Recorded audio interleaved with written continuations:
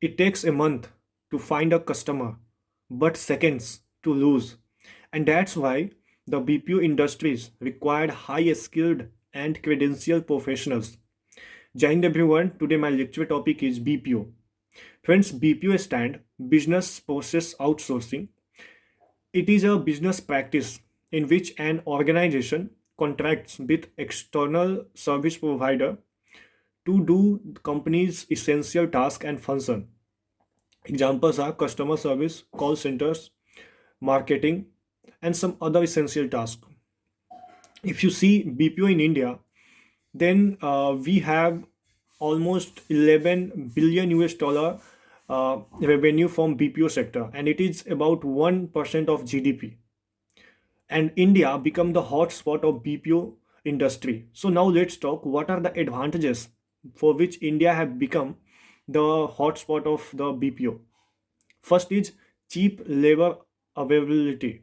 As all we know, India is the humongous populated country, and India have much worker, and that's make it cheap labor, and that's why BPO has emerged in India initially.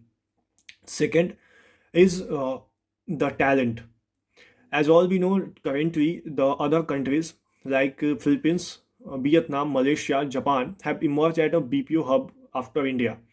But Indian professionals have a talent of attracting customers, as well as they understand the progress of technologies. Third is human resource. As previously I comment about the Indian highest populated country, but also other countries like Malaysia and Southeast Asian countries have attracted and given the cost efficient service, but they have not much resources of human, and India have highly human resources, and that makes its ideal destination for BPO industries. Some other advantages like the cost advantage. If any foreign companies enters in Indian BPO to take service, then they enjoy the 50 to 60% of cost reduction, and that's make India the attractive destination for BPO. Friends, now let's talk what are the challenges for Indian BPO industry. Then first is frequent disruption. We have seen the internet disruption, instability in political system, as well as some government policies, and some outrage of electricity that are the biggest challenge for the Indian BPO service.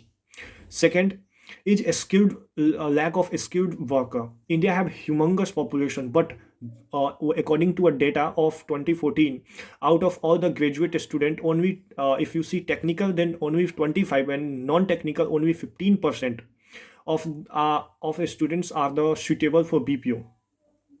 And also we are not much familiar with American cultures. Meanwhile, the Southeast Asian countries are more familiar with American culture. Third is competition. As I have previously commented about new countries that have emerged, in which China, Canada, Myanmar, Japan, not Myanmar, Vietnam, Malaysia have emerged a new hub after India, and that is biggest competition for Indian BPO service providers. Friends, in my conclusion, as India have handled the 56% of world BPO service, and one estimated data shows that there can be 54% of growth in BPO. So it clearly shows the India have great potential of development and growth in BPO industry. So B and our government need to enhance the infrastructure, as well as to enhance the service of where we are lacking. And the day will come, friends, I repeat, the day will come when we will only the leader in the BPO sector. Thank you.